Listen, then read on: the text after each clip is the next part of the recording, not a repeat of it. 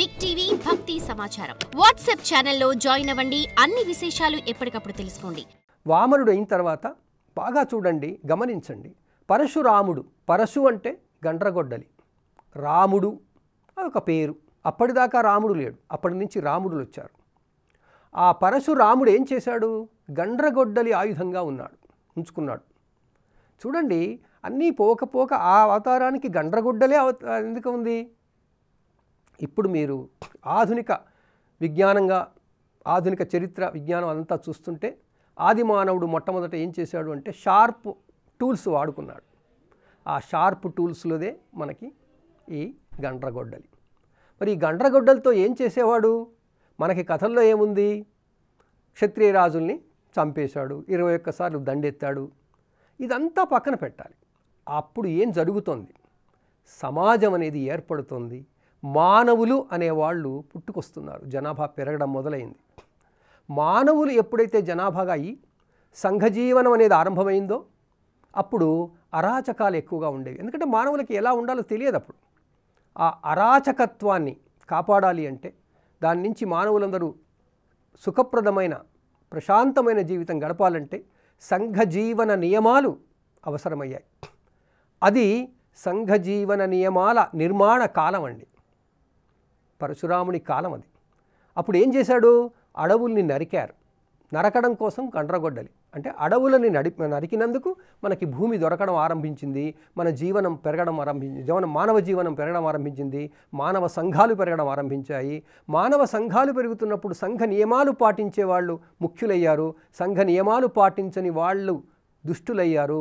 అలాంటి దుష్టత్వాన్ని నిర్దాక్షిణ్యంగా చంపేయడమే పరశురాముడి క్షత్రియుల మీద దండెత్తేదానికి ఆంతర్యం. అలా పరశురామ అవతారంలో మానవుడు సంఘజీవిగా ఏర్పడి మొట్టమొదట పితృస్వామ్య సమాజమే ఉండేది. అందువల్ల తండ్రి మాట మాత్రమే విని తల్లిని కూడా చంపవలసి వచ్చింది ఆయనకి. ఇది ఎవరో పాత్రధారి చేశాడని అనుకోకుండా ఆ కాలంలో మనుషులు ఎలా ఉండేవాళ్ళు అనేది మనం బాగా ఆలోచించి బాగా గ్రహిస్తే ఆ కథలలోని ఆంతర్యం, కథలలోని విజ్ఞానం మనకి తెలిసి వస్తుంది. ఆ విధంగా పరశురామ అవతారంలో సంఘ నియమాలు ఏర్పడడం మొదలయ్యింది. సంఘ నియమాలు పాటించని వాళ్ళని నిర్దాక్షిణ్యంగా చంపేయడం కూడా జరిగింది. ఎందుకంటే లేకపోతే అలా లాభం లేదు. ఆ తరువాత ఎంతో మహనీయమైన మహాత్ముడైన శ్రీరామచంద్రుడు పుట్టుకొచ్చాడు. తర్వాత కాలంలో పరశురాముడి తర్వాత శ్రీరాముడి అవతారం. అప్పుడు ఏం జరిగిందండి? సమాజం స్థాపించబడింది. పూర్తిగా సమాజ నియమాలు ఏర్పడ్డాయి. ఆ ఏర్పడ్డలో సమాజంలో ఎలా ఉండాలి, భార్య అంటే, అన్నదమ్ములంటే, తల్లిదండ్రులు అంటే అందరికీ గౌరవం ఇచ్చేటువంటి కాలం అండి అది. అంటే అప్పుడు మొదలైంది అది. ఈ రోజుల్లో మనకున్న కాలం ఆ రోజు మొదలైంది. అలా శ్రీరామచంద్రుడు మర్యాదా పురుషోత్తముడయ్యాడు. అంటే మానవులు ఎలా ఉండాలో చూపించాడు ఆ టైంలో. అది కథగా తీసుకున్నాం. కానీ జరిగిందేమిటి? ఆ సమయంలో, ఆ కాలంలో, ఆ త్రేతాయుగంలో ఇది జరిగింది.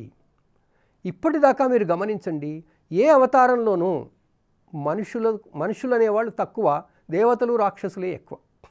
శ్రీరాముడు యుద్ధం చేసింది కూడా రాక్షసులతోనేనండి, మనుషులతో చేయలేదు ఆయన. రాక్షసులే ఉండినారు రామావతారం వరకు. ఇక ఆ తరువాత వచ్చింది ఎవరు అంటే కృష్ణావతారం. కృష్ణావతారంలో ఏం జరిగింది, రామావతారంలో ఏం జరిగింది? దయచేసి ఈ కథల్ని మళ్ళీ చెప్పుకుందాం. ఒక్కొక్క అవతారానికి వీలైతే వేరుగా చెప్పుకుందాం. కానీ స్థూలంగా ఈరోజు మనం అర్థం చేసుకునే ప్రయత్నంలో ఏ విషయం చూసుకోవాలి అంటే, రామావతారంలో అడవుల్లో మనం ఉండగలగడాన్ని, తర్వాత అడవి జంతువులని మచ్చిక చేసుకునే విధానం మొదలైంది. అడవి జంతువులు అంటే అందరూ వస్తారుగా, జాంబవంతుడు వస్తాడు, ఆంజనేయుడు వస్తాడు. ఆ విధంగా పక్షులు, జటాయువు, వాళ్ళందరినీ కూడా శ్రీరాముడు బాగా ప్రేమించాడు. అవన్నీ చెప్పుకున్నాం కదా, కథలో ఉంటాయి అవన్నీ. అంటే దాని అర్థం ఏంటి? మానవుడు తన జీవన పరిణామంలో అడవి జంతువులతో సహజీవనానికి ప్రయత్నించాడు. అది వీలయింది కాలేదు, అయ్యేంతవరకు అయ్యింది. కానప్పుడు ఏం జరిగింది? తర్వాత అవతారంలో డొమెస్టిక్ ఎనిమల్స్ని బాగా చూసుకున్నాడు. అందువల్ల కృష్ణుడికి ఆవుగా ఉంటుంది, ఎప్పుడు ఆవు పక్కనే ఉంటుంది. ఆ విధంగా డొమెస్టిక్ ఎనిమల్స్ని మానవుడు అనేవాడు పరిణామక్రమంలో మచ్చిక చేసుకోగలిగే సామర్థ్యాన్ని తెచ్చుకున్నది కృష్ణావతార సమయంలో. రామావతారం వరకు లేని ఎన్నో విషయాలలో కృష్ణావతారానికి వచ్చే వరకు మానవ సమాజ విషయాలు ఎక్కువయ్యాయి, సంఘజీవన విషయాలు ఎక్కువయ్యాయి. ఆ సంఘజీవన విషయాలలో ముఖ్యంగా మీరు గమనిస్తే కృష్ణావతారంలో ఆయన బాల్యంలో రాక్షసుల్ని సంహరించాడు, ఆ తర్వాత రాక్షసుల్ని ఏమి సంహరించలేదు. అంటే రాక్షసులు నెగిటివ్ ఎనర్జీని అంతా కంట్రోల్ చేసుకోవడం అనేది కృష్ణావతారంలో మొదటి భాగంలోనే జరిగింది. అది పరిపూర్ణ అవతారంగా దాన్ని తీసుకుంటాం. ఆ కృష్ణావతారంలో మానవుడికి పరాకాష్ఠకు పోయిన నాలెడ్జ్ వచ్చింది, జ్ఞానం వచ్చింది. అది ద్వాపర యుగంలో జరిగింది. మానవుడు సాధించిన విజ్ఞానపు పరాకాష్ఠ ద్వాపర యుగం.